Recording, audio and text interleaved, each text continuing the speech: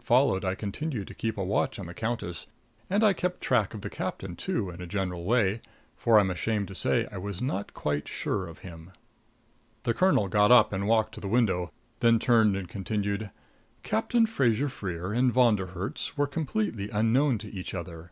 The mails were barred as a means of communication, but Fraser-Freer knew that in some way word from the master would reach him, and he had had a tip to watch the personal column in the Daily Mail. Now we have the explanation for those 4 odd messages.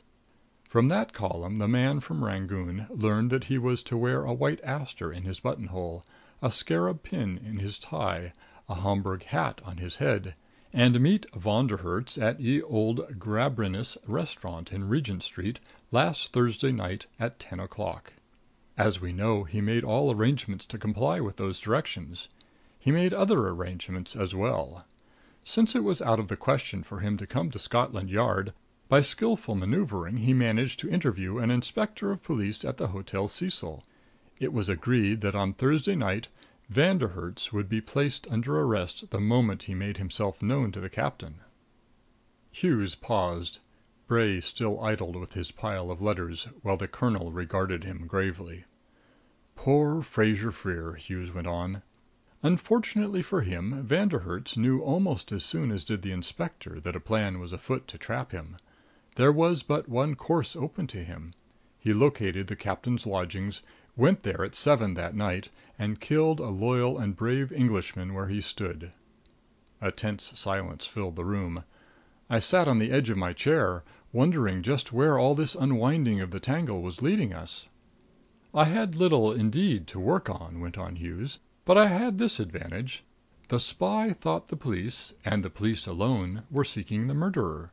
He was at no pains to throw me off his track, because he did not suspect that I was on it. For weeks my men had been watching the Countess. I had them continue to do so. I figured that sooner or later Von der Herts would get in touch with her. I was right, and when at last I saw with my own eyes the man who must, beyond all question, be Von der Herts, I was astounded. My dear Inspector, I was overwhelmed. Yes, said Bray. I set to work then in earnest to connect him with that night in Adelphi Terrace. All the finger marks in the captain's study were for some reason destroyed, but I found others outside, in the dust on that seldom used gate which leads from the garden. Without his knowing, I secured from the man I suspected the imprint of his right thumb. A comparison was startling.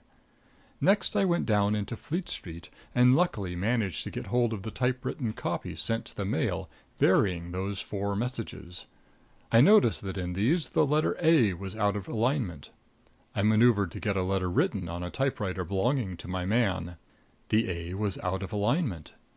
Then Archibald Enright, a renegade and a waster well known to us as serving other countries, came to England. My man and he met at Ye Old Gambrinus in Regent Street.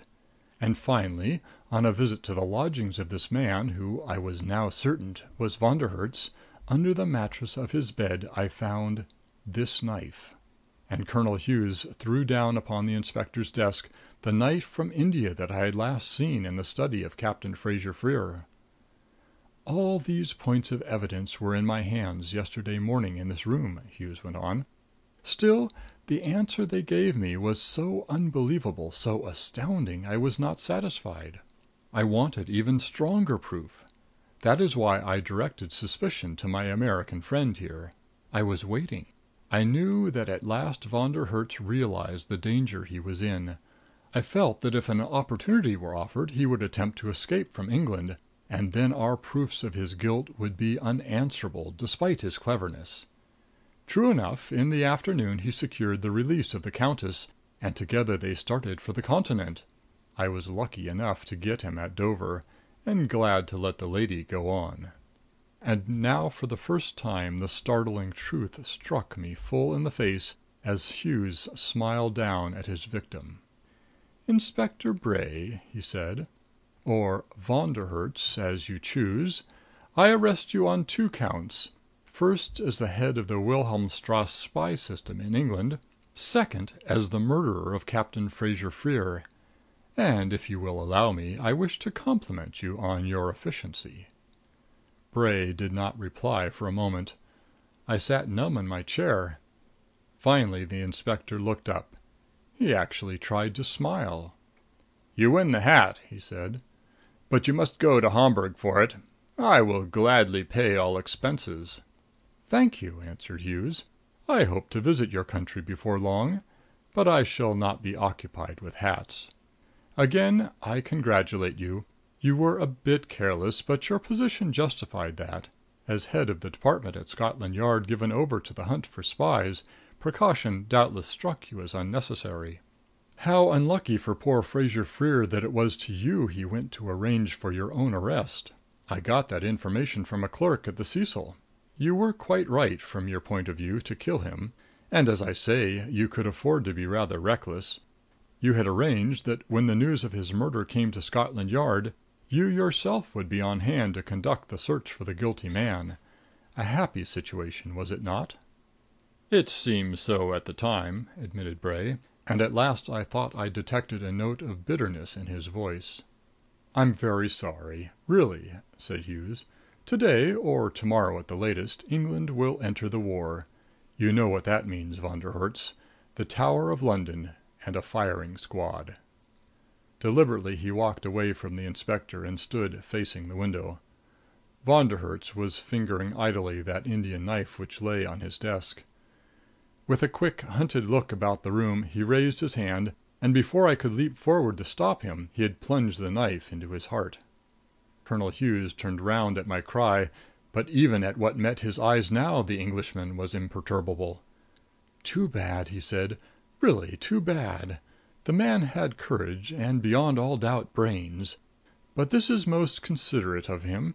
He has saved me such a lot of trouble." The colonel effected my release at once, and he and I walked down Whitehall together in the bright sun that seemed so good to me after the bleak walls of the Yard. Again he apologized for turning suspicion my way the previous day, but I assured him I held no grudge for that.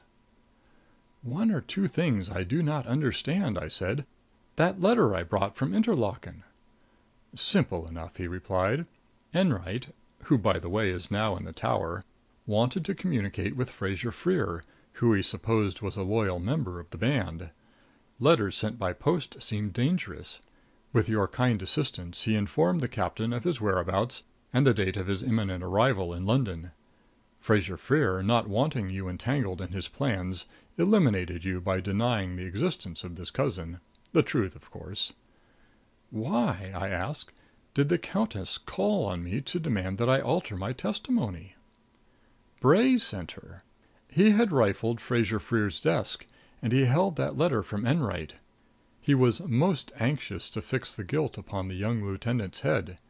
You and your testimony as to the hour of the crime stood in the way. He sought to intimidate you with threats." "But " "I know. You are wondering why the Countess confessed to me next day. I had the woman in rather a funk. In the meshes of my rapid fire questioning she became hopelessly involved. This was because she was suddenly terrified. She realized I must have been watching her for weeks, and that perhaps Von der Herts was not so immune from suspicion as he supposed. At the proper moment I suggested that I might have to take her to Inspector Bray. This gave her an idea. She made her fake confession to reach his side. Once there she warned him of his danger, and they fled together." We walked along a moment in silence. All about us the lurid special editions of the afternoon were flaunting their predictions of the horror to come. The face of the colonel was grave. "How long had Von der Herts held his position at the Yard?" I asked. "For nearly 5 years," Hughes answered. "It seems incredible," I murmured. "So it does," he answered. "But it is only the first of many incredible things that this war will reveal. 2 months from now we shall all have forgotten it in the face of new revelations far more unbelievable." He sighed. "If these men about us realized the terrible ordeal that lies ahead! Misgoverned, unprepared, I shudder at the thought of the sacrifices we must make, many of them in vain. But I suppose that somehow, some day, we shall muddle through."